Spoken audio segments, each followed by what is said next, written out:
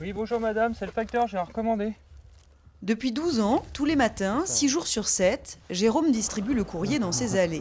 Être facteur, pour lui, c'est avant tout jouer un rôle de service au public.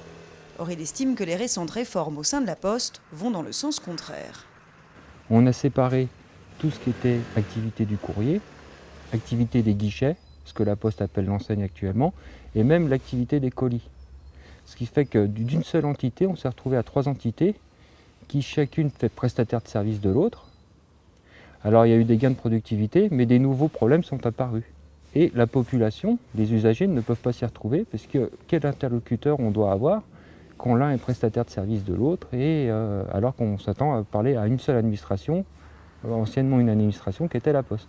Jérôme fait partie du syndicat CGT.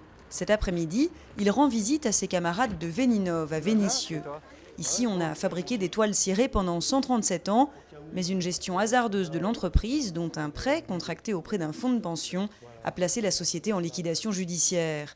Pour Jérôme, ce type de situation est inacceptable. Il faudrait, dans un premier temps, que les élus du personnel, les salariés, aient les moyens de détection et les moyens d'intervention pour empêcher toutes les malversations dans la gestion des entreprises. Les outils de production sont menacés par la spéculation de grands groupes ou de fonds de pension. Et empêcher ça, vraiment, ça pourrait éviter qu'on se retrouve dans une situation comme ici, où on ferme une usine où le carnet de commandes est plein.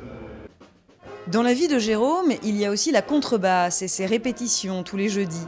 Mais même ici, il nous parle de la hausse des salaires qu'il juge primordiale. Seule une politique menée par l'État d'acteurs et d'arbitres, je le répète encore,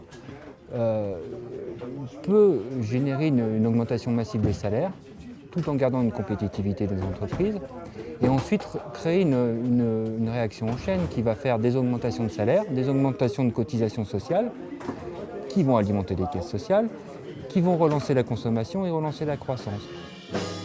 Cette année, le Big Band va se produire en France et en Allemagne.